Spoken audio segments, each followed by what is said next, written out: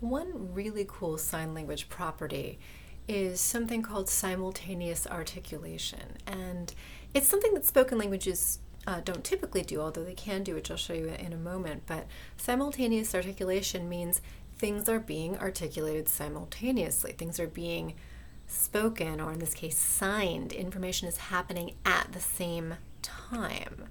And so an example of this is the information about the aspect of an event accompanying, being articulated at the same time as the primary sign is.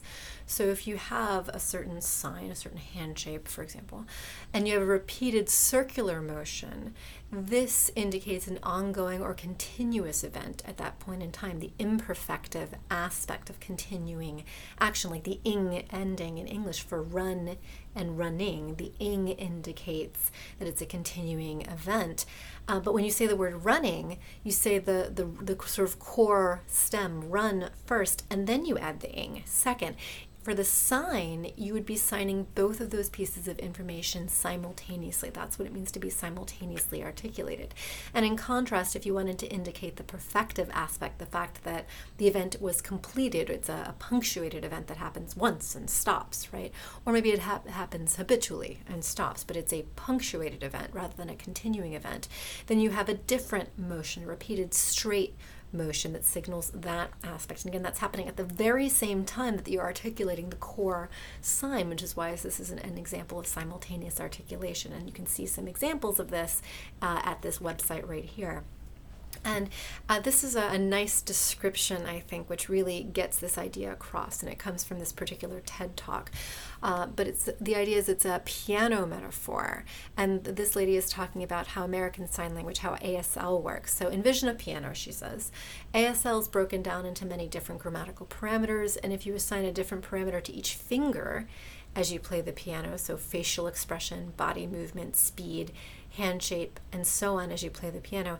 English is a linear language, so you press one key at a time, like the word running, you press the run and then the ing, right? That's the order that they come out.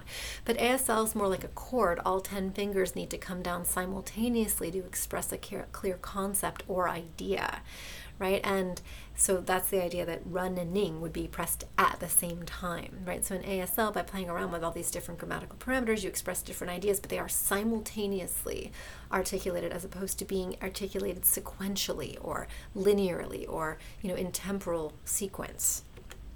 And again, this is not to say that spoken languages don't do some simultaneous articulation. So for example, prosody in English, for example, will turn a declarative sentence like I can do it, a statement, into its equivalent echo question, I can do it, right? So you're saying the words, I can do it, that utterance, and at the same time you're changing the prosody, the melody of your voice to communicate that it's a question, I can do it, rather than a statement. And ASL, for example, has the same kind of thing to indicate yes-no question. You have this yes-no question face, questioning face, at the same time as you're signing the utterance, right? So this, in fact, is an example of simultaneous articulation that's occurring in ASL, and there is a pretty good equivalent in English. But again, simultaneous articulation is something that sign languages rely on extensively, and spoken languages have a little bit of, but they don't do it nearly as much as sign languages do.